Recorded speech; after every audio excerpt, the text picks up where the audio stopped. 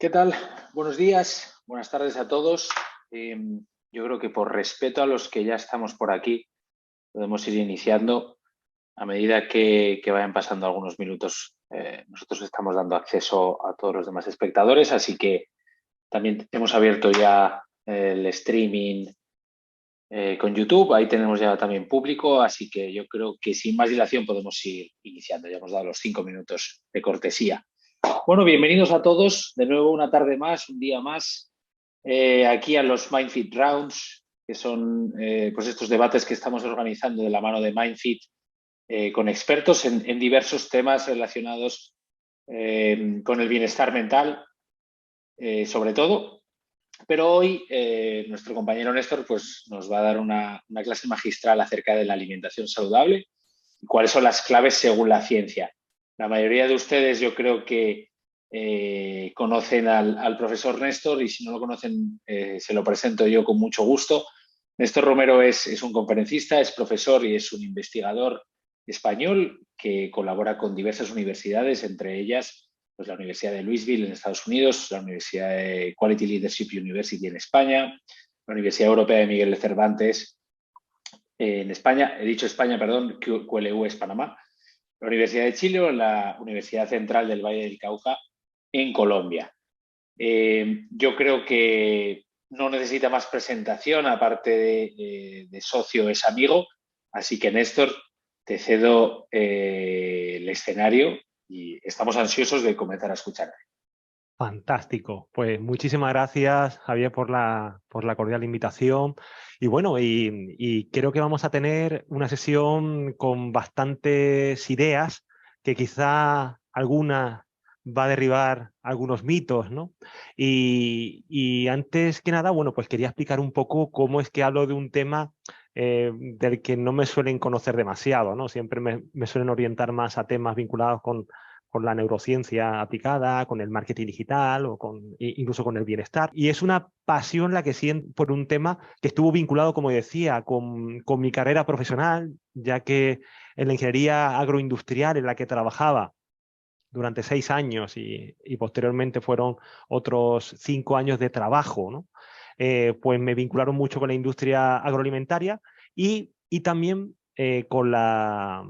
con todo lo que era pues, el mundo de la educación en cuanto a nutrición, fundamentalmente orientado al alto rendimiento deportivo, ¿no? Concretamente, ese primer amor con la ciencia vinculada con la nutrición, que ya veremos que hay bastante de mito, me vino de los últimos años de carrera, allá por mitad de los años 90, con el profesor Pérez y López, que son los conocidos, los llamados como padres de la dieta mediterránea, concretamente del Instituto Maimónides de Investigación Biomédica de Córdoba, en España. Con ellos tuve la suerte de trabajar durante 2 años, cuando todavía se estaba eh, revalorizando el papel de la dieta mediterránea, más concretamente del aceite de oliva, sobre la salud a nivel del Mediterráneo.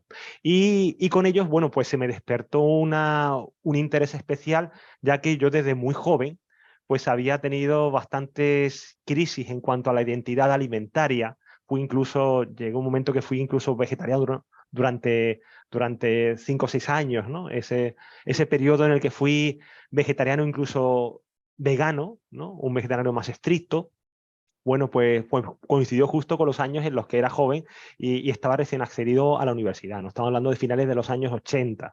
Y bueno, y entonces, pues a posteriori, con toda la investigación que he venido realizando en distintas universidades, siempre el tema de la alimentación ha sido bastante colateral. Es decir, no ha habido solamente un interés profesional o un interés personal, sino también un interés vinculado con la colateralidad que había con mis distintos estudios de investigación vinculados con el bienestar humano, la felicidad bueno, y al final al final era un uno. Así que espero que sirva, realmente es algo, voy a comentar incluso algunos consejos prácticos para tener algún tipo de atajos a la hora de tener una alimentación más saludable y bueno, y espero que les guste. Concretamente, ahora mismo estamos para entrar en el terreno, estamos en un momento en el que se está hablando incluso de la nutrigenómica y la nutrigenética.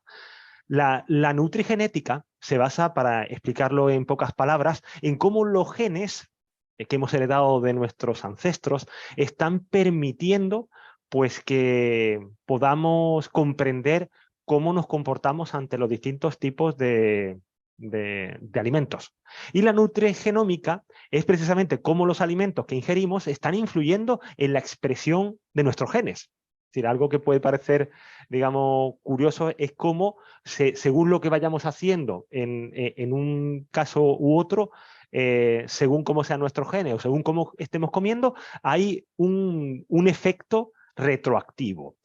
Y eso al final pues, nos permite cosas como esta, ¿no? Esta concretamente en casa, pues tuvimos hace unas semanas, pues, no sé si fueron 80 o 90 dólares, pues un test de nutrigenómica donde podemos ver cuál es la influencia que están teniendo determinados tipos de patrones actualmente que estamos teniendo en la familia. Esto es a nivel individual. Cómo, también al revés, ¿no? Cómo nuestra carga genética está influyendo en la adaptación o la relación que tenemos con los alimentos, pues cómo nos sentimos, ¿no? Y aquí estamos viendo que hay ciertos, por ejemplo, tipos de vitaminas. Esto es una pequeña parte de estos test que ya son comerciales y hay tantísimos en el mercado, que nos permiten, desde que tenemos ya conocimiento del genoma humano, pues haber detectado gran cantidad de genes que tienen que ver con distintas variables directamente vinculadas con la nutrición. Así que esto es algo tremendamente económico. Hoy día, bueno, pues tenemos acceso, por eso, por menos de 100 dólares a cantidad de estudios, cosa que hace tan solo 10 años o 15 años, hacer algo así, pues suponía unas inversiones de miles de dólares. Y aquí lo que quería preguntar es si creemos que cuidamos correctamente nuestra alimentación, ¿no? Si yo preguntase, quiero que cada uno piense un poco en si cuida la alimentación mucho, algo, poco o nada. Vamos a ver si después de lo que vamos a explicar ahora seguimos pensando lo mismo. Seguimos pensando que cuidamos correctamente la alimentación y que realmente estamos haciendo todo lo posible por tenerla lo más saludable posible. Y vamos a iniciar entonces con una serie de mitos que están bastante conectados con nuestro ADN ciudadano, son mitos urbanos, que posiblemente algunos de ellos nos sorprendan, porque algunos de ellos corresponden con estudios y con evidencia científica que es bastante reciente, hablando de 2, 3, 4 años de investigaciones, ya que el mundo de la alimentación y de la nutrición humana, pues es un mundo que ha avanzado los últimos años a pasos agigantados.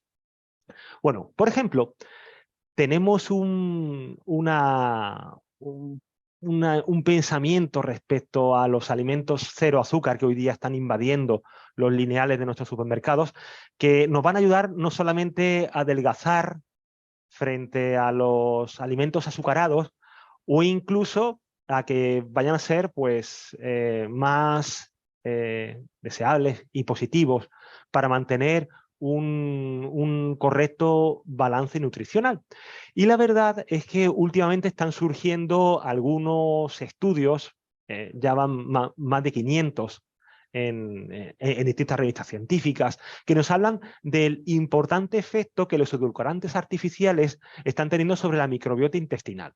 Por ejemplo, los 3 más usados actualmente, que son la sacarina, la sucralosa y el aspartamo, se han demostrado que están influyendo en la composición y comportamiento de la flora intestinal y están afectando inclusive a la tendencia a la obesidad. Es decir, algo que en teoría estaba creado para endulzar nuestros alimentos y que nos hicieran sentirnos mejor con un peso más adecuado, evitando cierta ingesta calórica, bueno, pues se ha visto que ha revertido y nos hace más daño del que se piensa, ya que veremos que la microbiota, el microbioma humano, es tan importante como veremos ahora más adelante. De aquí se libran, por supuesto, algunos edulcorantes. Por ejemplo, la stevia, el eritrotiol y el xilitol, por ejemplo, son 3 edulcorantes que son tan cercanos a compuestos bioquímicos naturales que no están originando ese tipo de impacto sobre la microbiota intestinal y no están afectando, por tanto, a todo ese ecosistema que tenemos en nuestro intestino. Así que vamos a ver ahora otro mito. El mito de que es mejor beber agua embotellada que agua del grifo, ¿no? En muchas ciudades nos quejamos de que el agua quizás no tiene un sabor adecuado, que está un poco turbia y demás. Bueno, pues con muchos estudios que se han hecho a nivel mundial sobre la calidad de las aguas del suministro, digamos, en las ciudades, del suministro público, pues se ha demostrado que no solamente es de mejor calidad que el agua embotellada, sino que tenemos un potente efecto del que cada día tenemos más evidencia, de la influencia de la disrupción hormonal de los distintos tipos de plásticos, fundamentalmente el PET y el polietileno, ¿no? Y aquí, por ejemplo, en la Universidad de Granada, cerquita de donde vivo ahora mismo, bueno, pues el último estudio de este año pues ha determinado que más de 100 marcas que tenemos actualmente aquí en el mercado, pues todas, absolutamente todas, tienen una gran actividad estrogénica y androgénica por determinados tipos de sustancias como los falatos, los alquifenoles o las benzofenonas, ¿no? Es decir, tenemos que tener mucho cuidado de que el consumo de alimentos muy vinculados al plástico no es positivo. Y por eso ahora se está aconsejando en tantos países del mundo, tantos países de Occidente, el consumo de alimentos vinculado, bueno, pues con recipientes a través de latas, por ejemplo, que estén recubiertas con resina epoxi, o del vidrio, ¿no? Que el vidrio realmente es un portante fantástico para todos nuestros alimentos. Así que intentemos consumir alimentos menos vinculados con los plásticos. Otro mito del que tenemos bastante metido en nuestra conciencia es el que las grasas vegetales son mucho mejores para nuestra salud que las grasas animales. Por tanto, debemos evitar las grasas animales a toda costa. Y nos hemos encontrado con cantidad de estudios, concretamente fueron varios metaanálisis en Harvard, donde lo importante es el alimento que lleva, que porta dicha grasa, y no tanto si es vegetal o animal. Por tanto, se ha determinado que, por ejemplo, dentro de las grasas animales, el consumo de carne roja, pero fundamentalmente de carnes rojas procesadas, es decir, toda la gran gama de productos ultraprocesados en forma de embutidos que tenemos a nuestro acceso, cualquier lineal de un supermercado en la zona de refrigerados está lleno de este tipo de productos, pues se ha demostrado que son bastante nocivos para nuestra salud. Y además provocan un elevado riesgo no solamente cardiovascular, sino cerebrovascular. Sin embargo, gran cantidad de las grasas animales, como lácteos, huevos, pescados, todo tipo de vísceras, e incluso las carnes blancas, que son casi todas, el pollo, el pavo, el cerdo o inclusive el conejo, que es una carne excelente, pues escapan de este efecto. Y no solamente escapan de este efecto, sino que en muchas ocasiones tienen un efecto tremendamente positivo, como el del pescado, el de los huevos y fundamentalmente el de las vísceras. Así que nos estamos dando cuenta de que todo lo que sea procedente de carne es malo y todo lo que sea procedente de vegetal, hablando de grasas, es bueno, pues realmente está siendo un mito, ¿no? Otro punto, por ejemplo, es el de que una copa de vino tinto al día nos protege frente a infartos de miocardio, ¿no? Es algo bastante extendido. Y se ha demostrado en cantidad de estudios científicos, ¿no? Por ejemplo, en Lancet Review hace poquitos meses salió uno bastante interesante, de que a pesar de que el vino entre todos los alcoholes es el más positivo, sobre todo por la enorme carga que tiene de polifenoles, alcaloides, el resveratrol, que es un alcaloide increíble, muy vinculado con la longevidad. Sin embargo, el consumo de alcohol, sea el que sea y la cantidad que sea, tiene un efecto tremendamente nocivo en la salud cerebrovascular. Así que, evidentemente, entre todos los distintos tipos de alcoholes, pues, tomar un poquito de vino tinto quizás no sea, por supuesto, nada nocivo, es el mejor de los alcoholes, pero tenemos que tener en cuenta que la ciencia nos está indicando que debemos dejar de consumir alcohol, al igual que debemos de dejar de consumir tabaco. Otro, por ejemplo, sería el que debemos limitar el consumo de grasas para perder peso. Y precisamente toda la evidencia científica nos está llevando a lo contrario y lo veremos ahora en unos minutos. O que, por ejemplo, los zumos de fruta natural son fantásticos para nuestra salud. Ahora que estamos todos hablando de los famosos jugos detox con todo tipo de, bueno, pues de frutas y de verduras, bueno, pues nos estamos dando cuenta de que potencialmente tienen un peligro por los enormes picos de azúcar que nos van a generar en nuestro organismo, ¿no? Así que tenemos que tener cuidado con todos los zumos y, por supuesto, también con las bebidas edulcoradas, que también tenemos tantas en el mercado. Y también otro mito debería ser el de debemos consumir como máximo 3-4 huevos a la semana para no subir nuestro nivel de colesterol. Bueno, pues la evidencia nos lleva a todo lo contrario. El huevo es un superalimento, quizás sea, junto con el hígado, el alimento más beneficioso que tenemos sobre la salud cardiovascular y cerebrovascular, aunque parezca lo contrario. Y realmente los mayores consumidores de huevo per cápita del mundo, que son los japoneses, precisamente son los que más viven, ¿no? Con lo cual tiene que haber, también hay bastante evidencia a nivel poblacional. O, por ejemplo, otra sería que debemos tomar suplementos vitamínicos para estar sano.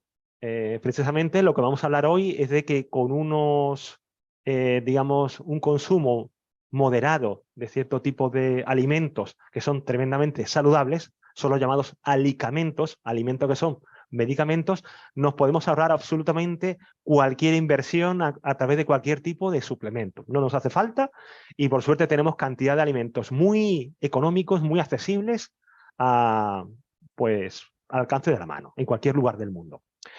Así que vamos a ver entonces un poco de historia. Vamos a ver qué es lo que podemos observar de nuestro mundo y de nuestra historia como seres humanos, como una especie que ha conseguido globalizarse y ha conseguido, pues, dominar el planeta en el que vivimos. Y bueno, ¿y qué hemos comido durante todo este tiempo? Para entender un poco por qué ahora la ciencia nos está indicando cierto tipo de patrones que tienen bastante interés en que hagamos las cosas bien. Bueno, pues según la ciencia, y aquí tenemos ya pues una mezcla no solamente de lo que nos dice la medicina o lo que nos dice la bioquímica o la microbiología, sino lo que nos dice incluso la antropología, ¿no? ¿Qué debemos comer según la ciencia? Bueno, pues investigando determinados tipos de poblaciones ancestrales, todavía, por suerte, tenemos pues grupos humanos que han sabido conservar bastante de la esencia que han vivido durante cientos o incluso miles de años, pues nos damos cuenta de que, por ejemplo, los chimané en Bolivia, bueno, pues consumen bastantes tubérculos y también consumen algunos pescados de río. Los Yanomami en Brasil, pues consumen fundamentalmente insectos y consumen algunos pequeños animales, ya que aunque la selva amazónica, la selva más profunda del río Amazonas, pues es una zona donde parece que es muy rica en alimentos, sin embargo es una zona tremendamente pobre. Tuve la suerte hace casi 30 años, bueno, pues de estar viviendo durante varias semanas con una tribu que estaba recién contactada entre los Yanomami, ¿no? Y la verdad que aprendí cosas bastante interesantes de cómo somos los seres humanos, ¿no? Después, por ejemplo, los Hadza en Tanzania son los principales consumidores de miel del mundo, ya que viven en zonas esteparias muy secas y donde prácticamente pueden llegar a cazar algún tipo de pequeño animal y de tomar miel, y prácticamente no tienen acceso a ningún alimento vegetal porque prácticamente no existen. Y por último, tenemos los Inuit en Groenlandia, donde básicamente tienen una salud cardiovascular increíble, o sea, de libro, y sin embargo, pues ellos solamente consumen productos animales, ya que imaginemos que en Groenlandia pues nunca han existido ningún tipo de producto animal, ¿no? De producto vegetal, perdón, solamente productos animales. Con lo cual, bueno, pues nos encontramos con escenarios muy diferentes unos de otros y todos coinciden en que esas poblaciones de cazadores y recolectores tienen una excelente salud metabólica y cardiovascular. E incluso muchísimas enfermedades como el cáncer, la diabetes, la hipertensión o incluso la demencia senil, pues prácticamente pues no existen referencias. Es decir, algo tienen que estar haciendo ellos que no estamos haciendo nosotros, a pesar de que ellos comen muy diferente. Y bueno, y vamos a irnos entonces a un refrán popular, un refrán que oía aquí en zonas rurales, en Andalucía, que decía que para vivir muchos años hace falta poco plato, mucho trato y gastar suela de zapato.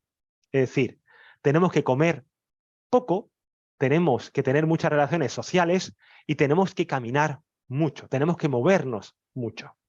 Y esto, precisamente, este refrán, pues resume todo lo que la ciencia nos está indicando respecto a la nutrición.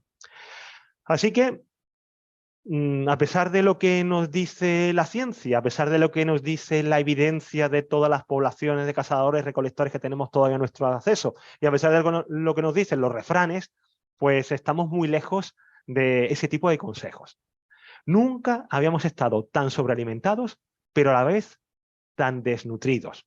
Es decir, nunca habíamos tenido acceso a tanta oferta de alimentos a golpe, pues de abrir una nevera, a golpe pues de abrir una vitrina o un mueble, sino que esos alimentos cada día son más pobres en cuanto a diversidad nutritiva. Sí, son productos más básicos que aportan menos cantidad de sustancias que veremos ahora que son importantísimas. Así que tenemos mucha sobrealimentación, pero sin embargo estamos desnutridos. Y eso nos está llevando a una pandemia mundial de obesidad. Básicamente, desde el año 75, que tenemos ya las primeras referencias a escala global, gracias a la FAO, pues resulta que la obesidad casi se ha triplicado a nivel mundial. Y ya el sobrepeso alcanza ya a más del 40% de la población. Es decir, estamos viviendo una pandemia de sobrepeso y de obesidad.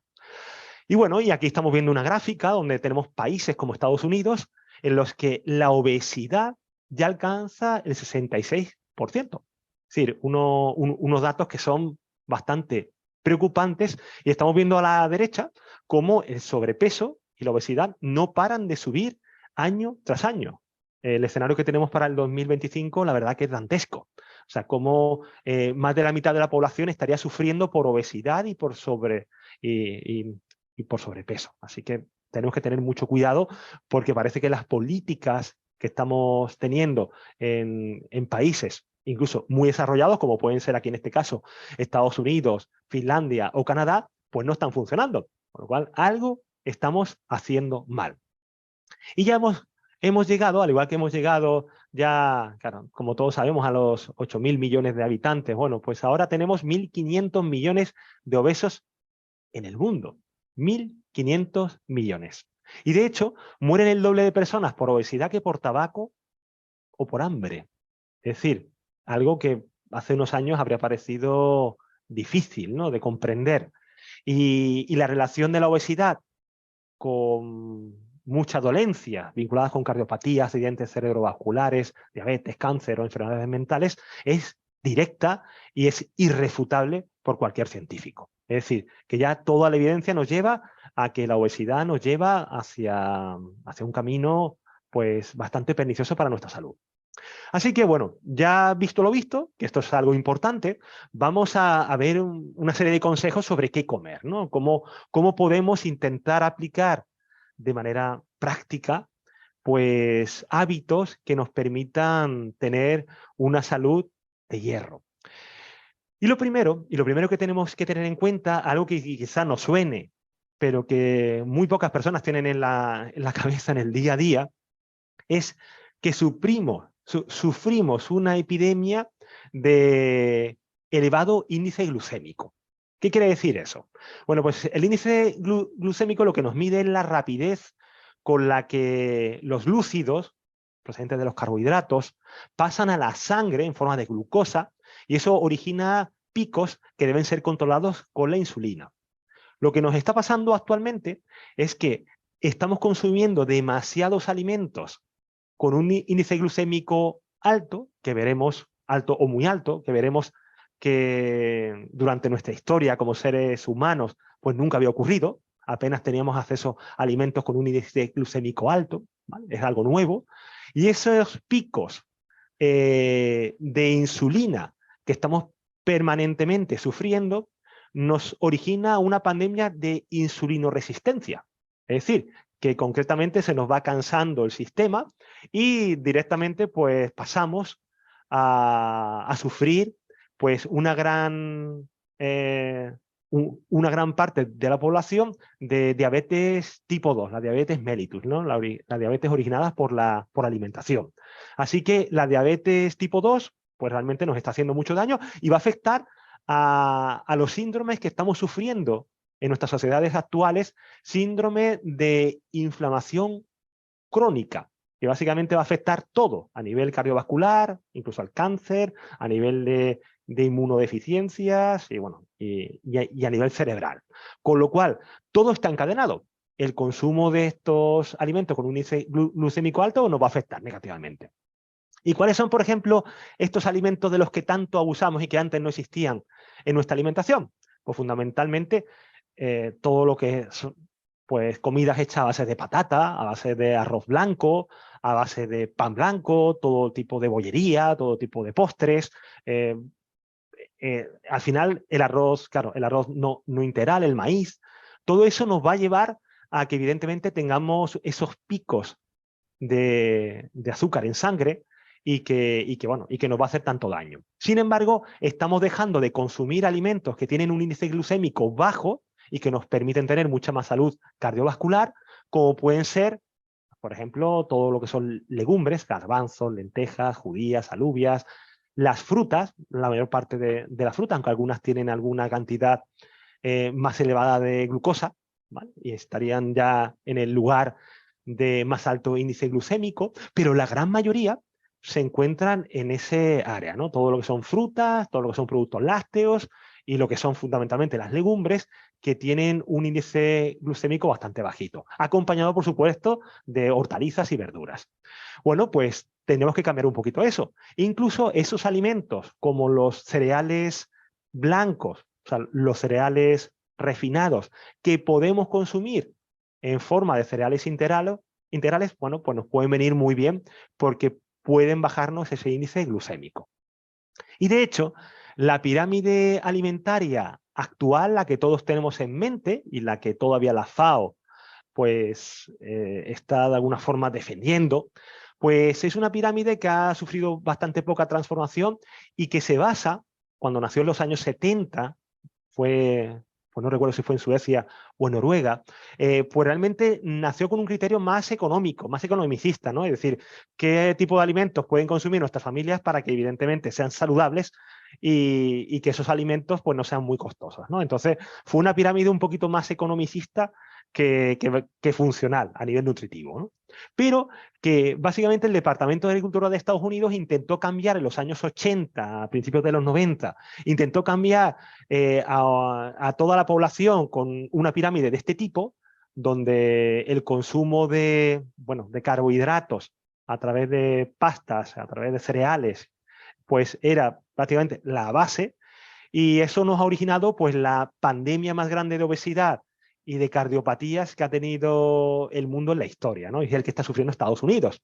Así que ellos se están dando cuenta de que intentar eliminar la ingesta de productos cárnicos en exceso, porque en Estados Unidos se consumía demasiada carne, y transformarlos en este tipo de ingestas tan voluminosas, pues al final parece que no está siendo tan correcto como parecía. De hecho, si echamos un poquito, me acuerdo cuando estudiaba, estuve 2 años trabajando en el departamento de genética vegetal en la Universidad de Córdoba, estoy hablando de principios de los años 90, ya se hablaba de esto, ¿no? Se hablaba del índice glucémico de los distintos alimentos, de los cereales que tenemos en nuestro entorno.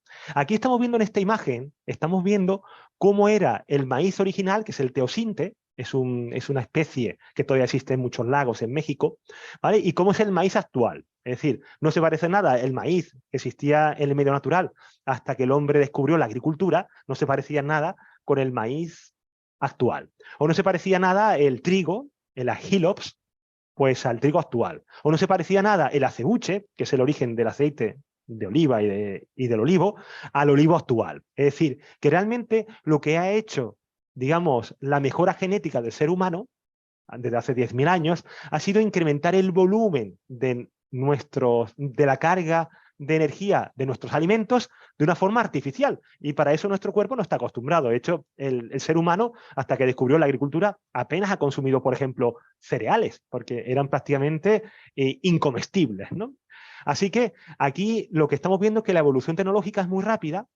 Estamos en un mundo industrializado que avanza muy rápido y, sin embargo, la evolución genética es muy lenta. Prácticamente tenemos el mismo cuerpo y el mismo ADN que hace alrededor de 280.000 años, con lo cual no estamos adaptados para este tipo de alimentos.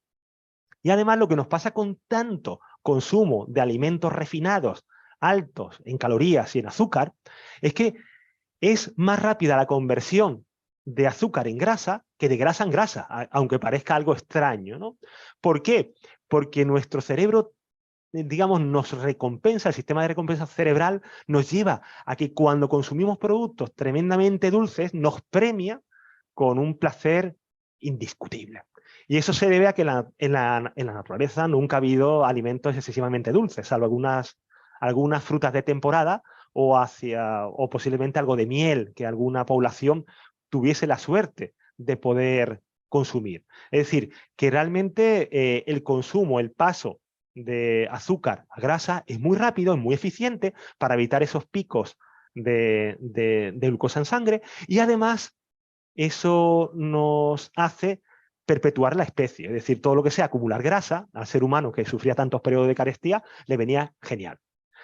Y el azúcar, pues realmente es tremendamente adictivo. Hablando de azúcar como de la sacarosa blanca que tenemos a través de alimentos como la remolacha o como la caña de azúcar, ¿no?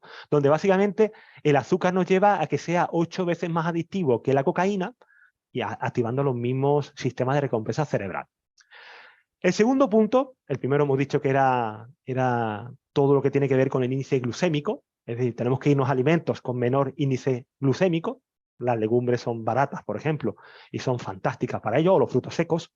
Podemos irnos ahora al perfil de ácidos grasos. Sería el segundo punto que tenemos que tener en cuenta cuando pensamos en lo que comer. Y para ello tenemos 4 tipos de grasas. Tenemos las saturadas, procedentes de carnes, de productos cárnicos, mejor dicho, productos animales, y quizá alguno vegetal, como el aceite de coco, palma, palmiste. Tenemos los monoinsaturados, fundamentalmente el aceite de oliva o el de nuez o el de almendra. Los poliinsaturados, que son los presentes en todas las semillas, pues aceites de girasol, aceites de ecanola o de colza, aceite de soja, aceites de maíz.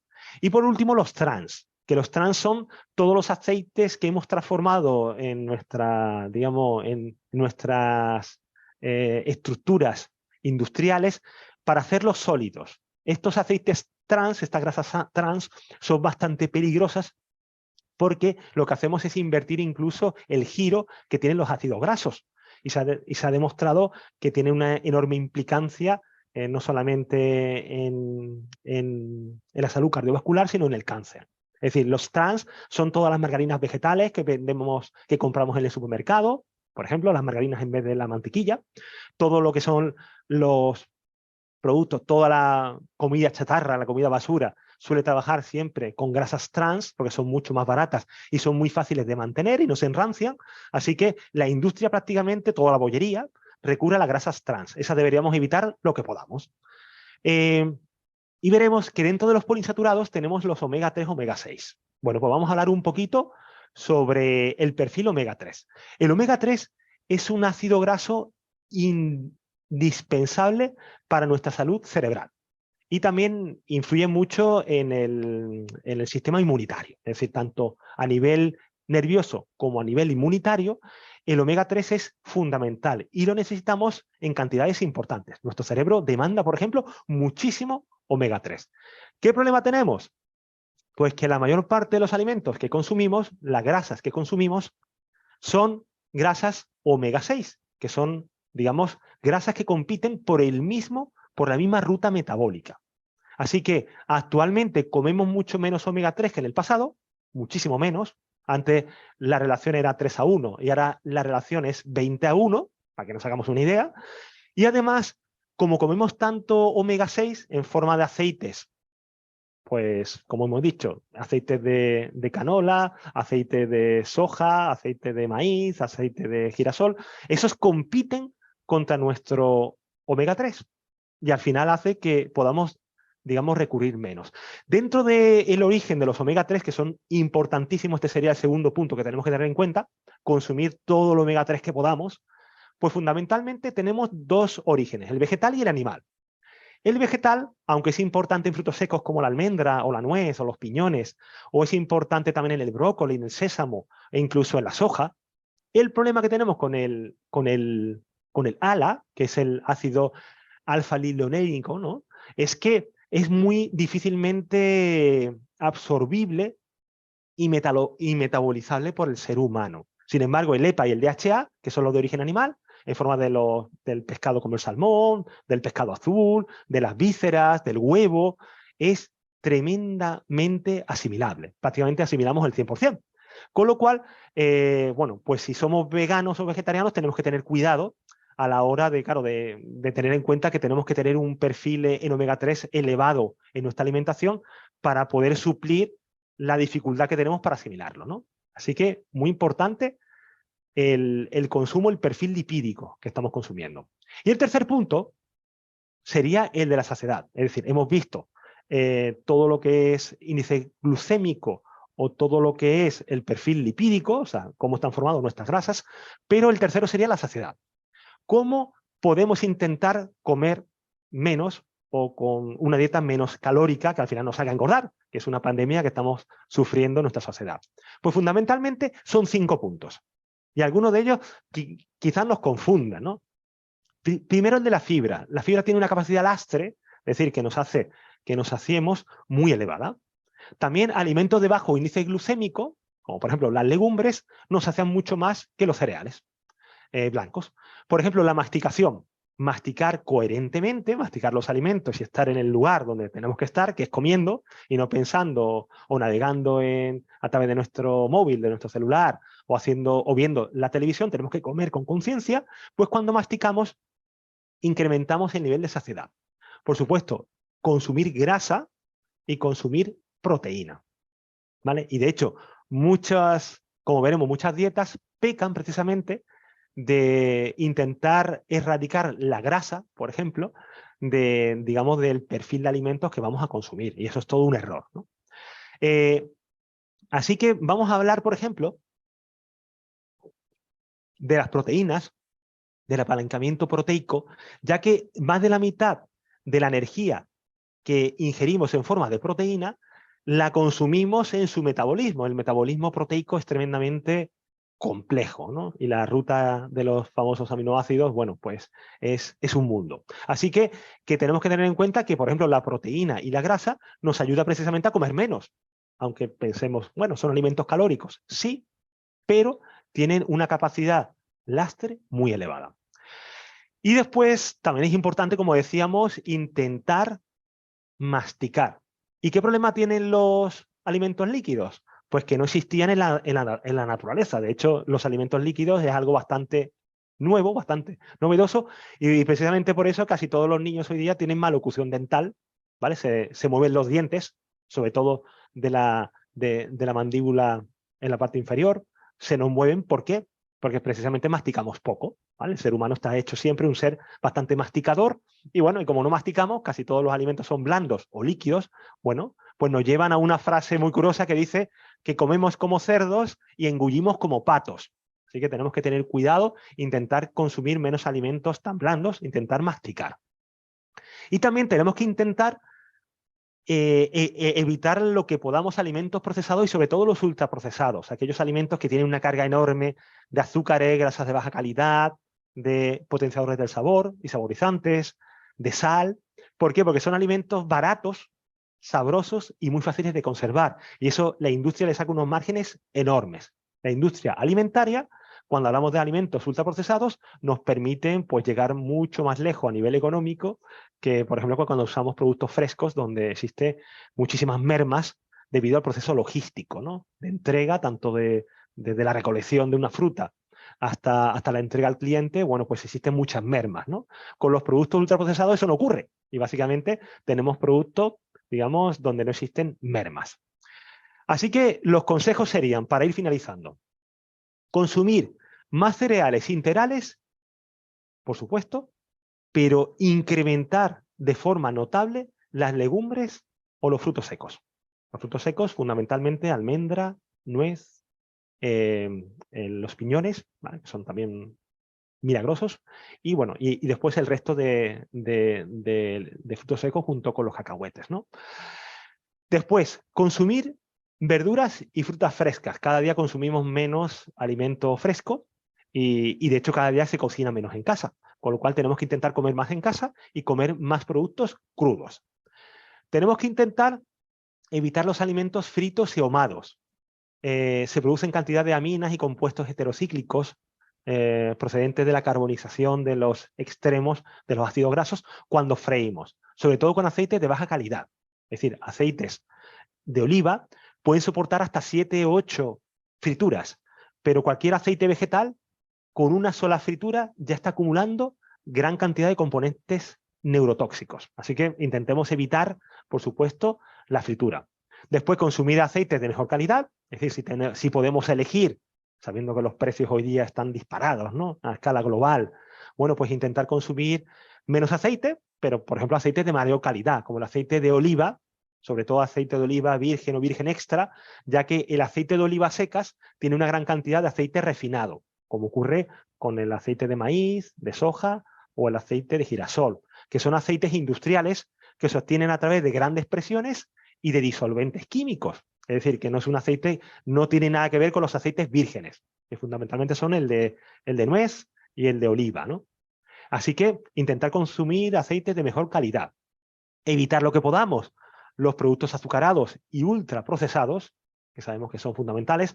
Todos tenemos en mente alguna bebida gaseosa, alguna soda de color negro, ¿verdad?, en nuestra mente, que tiene una carga tanto de azúcar como de edulcorante, si es 0,0, pues bastante elevada. Bueno, pues para que nos hagamos una idea, existe un ingrediente en este tipo de sodas, que es el ácido ortofosfórico, que se usa para evitar el vómito cuando consumimos un jarabe como el que nos brindan, porque realmente la carga de azúcar es tan elevada que si no tuviésemos ácido ortofosfórico, que nos da ese picor y esas burbujas, pues realmente no podríamos ni tomarlo, sería un jarabe, ¿vale? Así que para que veamos cómo la industria sabe trabajar, cómo funciona nuestro paladar y nos hace que alimentos tremendamente azucarados nos enganchen, hemos visto el poder de adicción que tienen y, bueno, y utilizan cierto tipo de ingredientes para hacerlo. Hay que consumir más pescado y menos carne, ¿vale? Esto es importantísimo.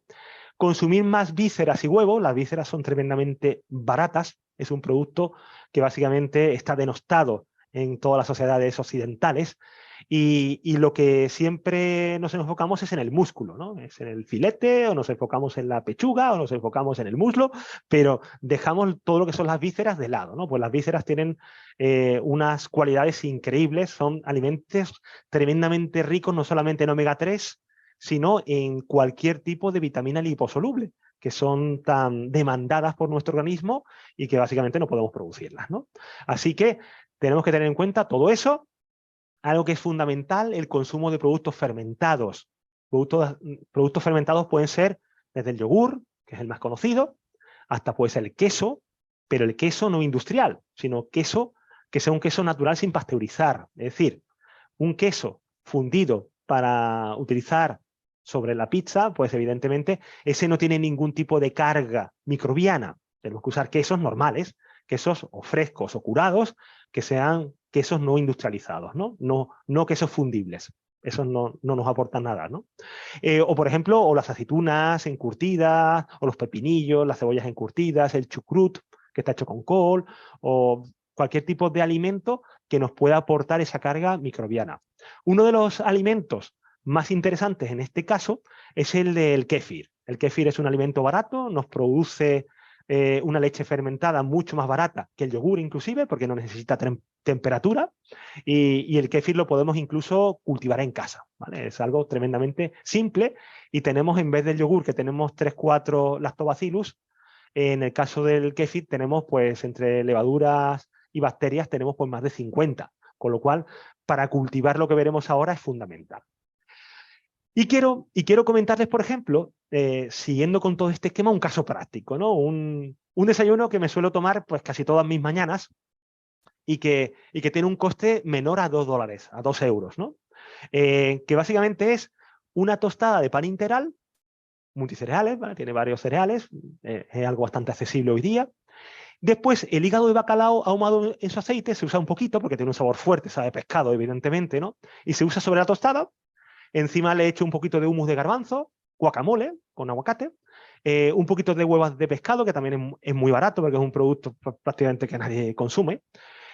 Un vaso de kéfir que fabrico en casa con miel natural, un puñadito de dátiles, nueces, almendras, piñones y pasas y una onza de chocolate negro al 85% con stevia, edulcorado con stevia, ¿no? Que también es bastante económico. Bueno, pues todo eso lo tengo calculado, ¿vale? Todo para que mis alumnos pudiesen comprender que esto es una realidad, pues tiene un coste ridículo, ¿no? Entonces, con esto nos damos cuenta de que es posible, con un poquito de esmero y un poquito de hábito, pues conseguir tener, por ejemplo, un desayuno que te haga estar tranquilo todo el día de que estás comiendo bien, de que estás por lo menos ingiriendo gran parte de todo lo que necesitas a nivel de micronutrientes durante todo el día, ¿no? Y además un efecto beneficioso sobre tu salud desde las primeras horas del día. Y aquí también quisiera hablar un poquito sobre el microbioma, ¿no? Porque muchas veces hablamos sobre lo que es la nutrición directamente a través de la alimentación, pero no nos damos cuenta de un eslabón que está intermedio, que es muy importante, que es el microbioma, que tenemos cada uno más de 2 kilos de bacterias en nuestro intestino y tenemos que saber por qué están ahí y por qué son tan importantes. Pues últimamente no se para de hablar del microbioma. ¿Por qué? Porque tiene un efecto tremendo sobre nuestra salud cerebral y influye en cualquier tipo de enfermedad neurodegenerativa, la salud mental, incluso influye en el comportamiento humano. De hecho, el trasplante fecal, trasplantando bacterias, digamos, buenas a personas que ha tenido una disbiosis, ha tenido un desajuste en su microbioma, pues es fundamental. Y de hecho, por ejemplo, se están utilizando actualmente trasplantes fecales tanto en Estados Unidos como en Alemania, en otros países todavía falta algo de regulación, para que personas delgadas, un reemplazo biótico de estas bacterias buenas en una persona obesa le ayuda a reducir su nivel de obesidad a tasas increíbles, cosas que no se consiguen muchas veces ni con medicación. O, por ejemplo, o personas que sufren depresión respecto a personas que están sanas, ¿no? Mentalmente. Bueno, pues todo eso al final se está convirtiendo en actualmente es una tendencia en ciencia, todo lo que tenga que ver con el microbioma. ¿Y qué es lo que nos pasa? Pues que hoy día vivimos en una sociedad donde todo está limpio, donde tenemos una asepsia brutal, donde prácticamente no nos contaminamos de microbios, pues prácticamente por nada, ni por las aguas, ni por los alimentos, ni por donde vivimos, que realmente la amplitud microbiana que teníamos en el pasado, pues hoy día es ridícula, ¿no? Por ejemplo, todas esas tribus ancestrales que hemos visto, ha habido bastantes estudios analizando su microbiota y han detectado, claro, que la riqueza que tienen ellos es mucho mayor que la nuestra. Con lo cual, posiblemente eso esté influyendo bastante en su salud, ¿no? Y bueno, y quiero contar un caso concreto de que nada en la vida se consigue sin esfuerzo, pero a veces existen algunos atajos, ¿no? Ya con esto acabo, y básicamente es una receta que tengo después de estar tantos años emocionado con el cuidado no solamente del microbioma, sino emocionado por toda la evidencia que nos lleva a cómo cierto tipo de productos vegetales nos llevan a tener unos beneficios tremendos en la salud, pues cómo he preparado, bueno, pues una composición a través de alimentos pues, bastante ricos y accesibles que me llevan, por ejemplo, a estar tranquilo de que estoy cuidando todo lo posible, aportando esa variabilidad alimentaria que no tenemos con las dietas actuales, ¿no? Y sin tener que pagar prácticamente nada. Bueno, pues como todo eso se basa en el concepto de hormesis. Hormesis es, como decía Paracelso, todo es veneno y nada es veneno, solo la dosis hace el veneno, ¿no? Al final todas las plantas se defienden de los rumiantes, o se defienden de los insectos, o se defienden del ser humano, pues utilizando cierto tipo de alcaloides que en cierta cantidad son tremendamente positivos en la salud, ¿vale? Pero que evidentemente el consumo excesivo pues puede llegar a sufrir algo. Bueno, pues le voy a regalar una receta prebiótica, en algún caso también es probiótico, por las levaduras de cerveza, como veremos ahora, y también hormético, es decir, que con muy pequeñas dosis de ciertos alimentos que son muy económicos, nos permiten estar tranquilos de que estamos aportando sin necesidad de ningún suplemento, ninguna cápsula, ni ningún comprimido, pues aportar nada extra, ¿no? Bueno, pues concretamente, todas las mañanas, desde que tengo, bueno, de que tengo recuerdo, bueno, pues preparo distintos tipos de compuestos. En este caso, este es uno de ellos. Al zumo de naranja natural, que intento no tomar mucho, porque sabemos el pico insulínico que nos genera, ¿no? Pero bueno, con algo hay que mezclarlo con agua, pero con agua no está tan atractivo a nivel de sabor. Bueno, pues se le mezcla un poco de polvo de ajo, de polvo de canela, polvo de cúrcuma, polvo de jengibre, levadura de cerveza y germen de trigo, que es tremendamente barato. Cualquier supermercado tiene kilos de estos productos a unos precios ridículos, porque son básicamente residuos de la industria alimentaria, ¿vale? Porque no se quieren. Cacao en polvo, que también es bastante económico. Polvo de pimienta negra, anís molido y clavo molido. Es decir, todos estos productos los tenemos en un supermercado y además de unos precios totalmente accesibles. Bueno, pues todo esto se le pueden añadir otro tipo de polvos de otras plantas que ya que sí que tenemos que comprarlo en herboristerías o tenemos que comprarlos en otros lugares, como el polvo de regaliz, de ashwagandha, que es una planta, la única que ha determinado la ciencia que lucha realmente contra la depresión, inulina, que viene de la chicoria, que es el mejor alimento para nuestra microbiota, el ginkgo biloba, que es una planta china, es un árbol chino, milenario, que tiene unos efectos neuroprotectores increíbles, el polvo de moringa también en la India, el polvo de alcachofa, que lo tenemos mucho en casa y demás, ¿no? Bueno, pues realmente ese zumo, ese jugo de naranja, con una cucharada y media o 2 cucharadas de esa mezcla de polvos que realmente son bastante económicos, me sale aproximadamente a $0,96, ¿no? En euro, un euro prácticamente, ¿no? Un euro menos algo. Bueno, pues básicamente se puede llegar a estar muy tranquilo de que estamos metiéndole a nuestro cuerpo una gran dosis hormética de una gran variabilidad de alimentos a un coste ridículo. Por ejemplo, para que vean un poquito cómo la industria al final nos engaña con este tipo de sustancias, que el polvo de jengibre, que está ahora muy de moda, ¿vale? Y que, por ejemplo, en países de Latinoamérica en muchos países existe una gran cantidad de accesibilidad hacia lo que es el jengibre, ¿no? Porque es una planta muy productiva y que prácticamente crece en cualquier lugar, ¿no?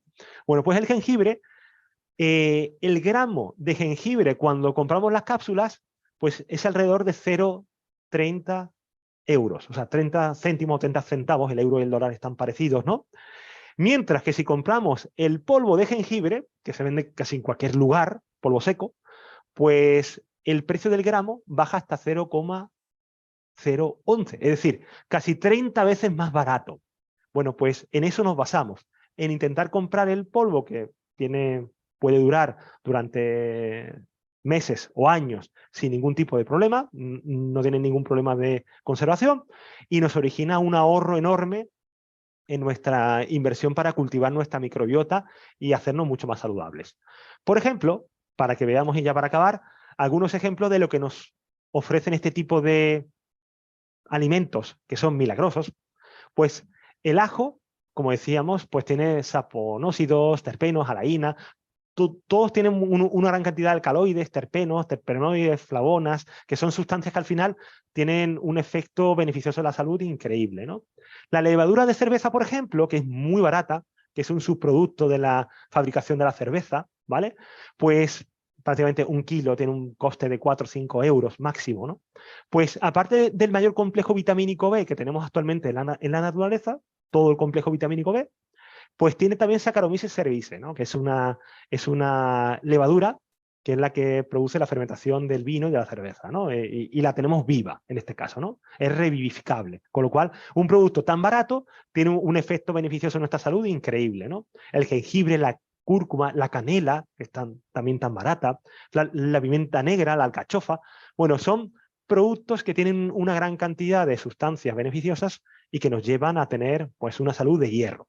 Así que al final, para concluir, lo importante es que tengamos en cuenta evitar todo lo posible los alimentos ultraprocesados, porque sabemos que no nos vienen para nada bien, la evidencia en eso es totalmente clara, y tener en cuenta siempre el índice glucémico, el tipo de grasas que estamos consumiendo y, por supuesto, sobre todo teniendo en cuenta la gran cantidad de ingesta calórica que tenemos en nuestras sociedades actuales, tener en cuenta la palatabilidad, lo bueno que están los alimentos junto con la saciedad. Es decir, buscar alimentos quizás con algo de menos sabor, pero que sean mucho más saciantes.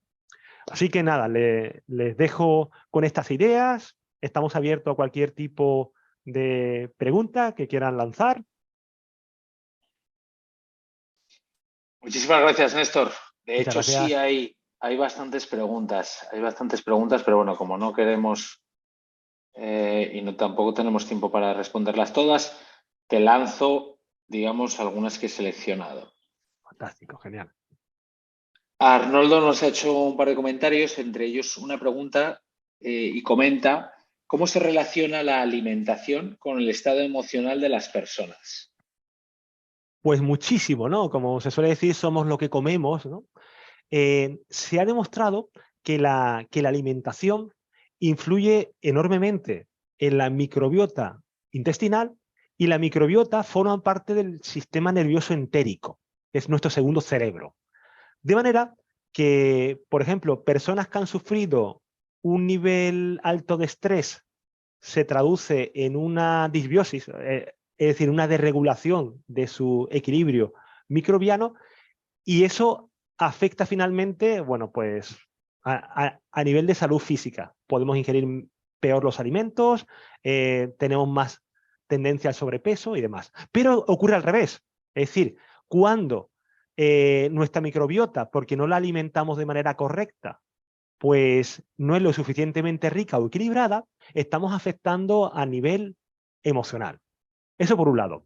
Y el otro punto que es importante es el de la ingesta de omega 3. El omega 3, cada día existe más evidencia de que es algo que debemos cuidar, ya que en nuestras sociedades estamos ingiriendo muy poca carga de omega 3 y además gran parte es vegetal, por lo cual es mucho menos asimilable. Así que todas las personas que consumen grandes cantidades de omega 3 suelen tener un desarrollo cognitivo y un equilibrio emocional mayor que aquellas personas que no consumen tanto.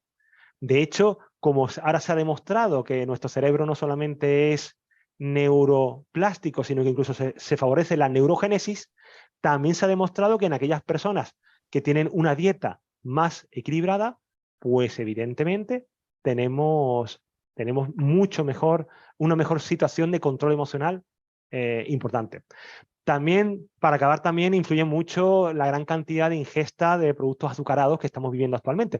O productos azucarados o productos enormemente palatables, que hacen que básicamente nuestro cerebro pues sufra un estado de adicción a ese tipo de alimentos que nos lleva también a mucho menor control emocional. O sea que al final es todo un mundo de efectos, de causas y efectos que nos llevan a preocuparnos, por supuesto, no solamente por la salud física a través de la actividad física o la salud mental directamente, sino también de la salud a nivel de la nutrición, de la alimentación. Buenísimo. María nos consulta, según la ciencia deberíamos ser vegetarianos o veganos. ¿Cuál es tu opinión sobre este asunto? Bueno, pues yo viví durante, comenté durante casi 6 años, primero fui vegetariano, donde sabemos que incluimos pues alimentos como la miel o como algunos productos lácteos, ¿no? Yo era lacto-vegetariano, ¿no? Y los 3 últimos años fui incluso vegano, ¿vale? Vegetariano estricto, ¿no? Yo creo que hoy día no volvería a hacerlo, ¿no? En aquel tiempo yo era rebelde, era joven, ¿no? Era adolescente y tenía en ese momento pues ganas de hacer cosas diferentes, ¿no? Y de descubrir. Realmente me gustaría que gran parte de la población o que toda la población mundial fuese parcialmente vegetariana. ¿Por qué? No solamente por los beneficios en la salud, sino por los beneficios al medio ambiente, ¿no? Todos sabemos que más del 70% de nuestras tierras cultivables las dedicamos a producir producto animal, y solamente el 30% alimentos vegetales que consumimos directamente nosotros. Con lo cual, el mundo sufriría de menos impacto medioambiental y sufriría de menos hambre si fuésemos un poquito más cautos consumiendo algo de menos carne, ¿no? Por supuesto, eso ahí. Y dentro de las carnes, pues consumir carnes que tuviesen menos huella de carbono. Por ejemplo, las carnes rojas, ¿no? El vacuno, el ganado ovino, caprino, pues tienen mucha más carga en huella de carbono que, por ejemplo, que la cabra, perdón, que el pollo o que el huevo o que la leche inclusive, ¿no? Pero si ya nos vamos a ser o no ser vegetarianos, realmente no existe ninguna evidencia de ninguna población ancestral de las estudiadas en los últimos 80, 100 años que haya sido estrictamente vegetariana. Absolutamente ninguna. Precisamente tenemos algunas deficiencias, por ejemplo, el omega 3 lo hemos hablado, ¿no? Que esa deficiencia es bastante importante en el caso de vegetarianos. O también, por ejemplo, la vitamina B12, que es imposible, totalmente imposible, atenderla de una manera, digamos, mínima, viable, cuando somos vegetarianos. Es decir, ser estrictamente vegetariano es complicado, tenemos que tener algún tipo de suplementos, ¿vale? Evidentemente, consumir productos vegetales cuando cuidamos productos frescos y demás es tremendamente positivo, pero creo que no es necesario hoy día, teniendo la gran riqueza de opciones que tenemos en nuestro entorno, pues complementar una dieta vegetariana con algún tipo de producto animal que nos puede venir genial digamos, para nuestra salud. Es decir, ser vegetariano hoy día de manera estricta es un poquito complicado. Se puede, son personas muy cardiovascularmente saludables, pero es complicarnos un poquito la vida, personalmente creo. Pues vamos con la última pregunta. Y Juan Carlos nos pregunta, según estudios, en los países mediterráneos tenemos la esperanza de vida más larga del mundo. ¿Está relacionado con la dieta? Pues sí, bueno, bastante con la dieta, ¿no? Aparte con la forma de vida, parece ser, ¿no? Concretamente, no se realizó ese estudio en España, sino que se realizó en Creta, ¿vale? Porque en aquel momento estábamos todavía en plena dictadura y no hubo, en ese grupo científico, pues no hubo, digamos, eso fue en los años 60, ¿vale? Y fue un estudio fantástico de 7 países en el mundo, donde se identificó cuáles eran las dietas mejores para conservar la salud y para propiciar la longevidad. Y concretamente la dieta mediterránea fue la dieta top, ¿no? Fue la dieta que estaba en digamos, es de la que se ha hablado más, incluso en países como en Australia o en Estados Unidos, ¿no? Donde se intenta potenciar este tipo de hábitos alimentarios que tenemos en la dieta mediterránea, y es sencillamente, no solamente por nuestra forma de vivir, ¿no? En el Mediterráneo sabemos que tenemos mucho contacto social, que eso es algo bastante positivo a nivel de salud física y mental, sino que también el hecho de consumir una grasa que es única en el mundo, que es el aceite de oliva, el hecho de consumir gran cantidad de legumbres y pescados, el hecho de consumir el vino con sus limitaciones, como hemos dicho, ¿no? Donde evidentemente hay que reducir el consumo de alcohol, ¿no? Pero los beneficios también del vino y también, por supuesto, alimentos como el ajo, que es un alimento muy extendido por toda la cuenca mediterránea, y la gran cantidad de especias que usamos, especias como el romero, el tomillo, usamos mucho la cúrcuma y demás. Bueno, pues son especias que también nos han hecho especiales. Bueno, pues todo ello junto han creado una amalgama, una combinación de una dieta tradicional que nos ha llevado a obtener las esperanzas de vida más altas del mundo. España es la segunda del mundo, Francia la tercera, Italia la quinta. Es decir, que realmente somos una región donde tenemos una enorme suerte. ¿Qué problema tenemos actualmente? Que algo tan positivo como es nuestra dieta mediterránea, que es parte de nuestro patrimonio, pues las generaciones más jóvenes pues se están olvidando, ¿no? Y realmente estamos tendiendo a comida mucho más procesada, comida mucho más distante de la que llevaban nuestros padres o nuestros abuelos, y eso está interfiriendo, bueno, pues en gran cantidad de variables. Por ejemplo, que actualmente los países mediterráneos están teniendo las tasas de obesidad infantil más altas de Europa, y eso evidentemente nos está haciendo bastante daño. Así que sí, La dieta mediterránea fantástica, es algo que podríamos llegar digamos, a conservar y respetar. Y además, por supuesto, todos saben, ¿no? Todos habrán ido a un restaurante italiano, español, o un restaurante marroquí o turco.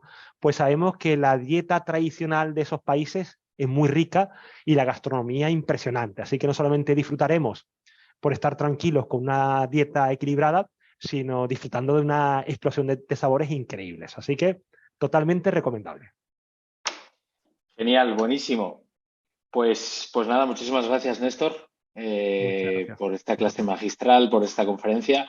Esperemos que todos los espectadores y asistentes hayan disfrutado, hayan tomado nota y se lleven, aunque sea una pequeña receta de todos los tips que nos has dado de cara al futuro. Y nada, todos recordarles que seguimos con los Mindfit Rounds. Durante las próximas semanas irán recibiendo mails de nuestra parte. Y de nuevo, muchas gracias a todos por asistir y nos vemos en el siguiente round. Fantástico. Muchas Muchas gracias gracias a a todos. todos. Un Feliz saludo. semana. Chao. Chao, chao.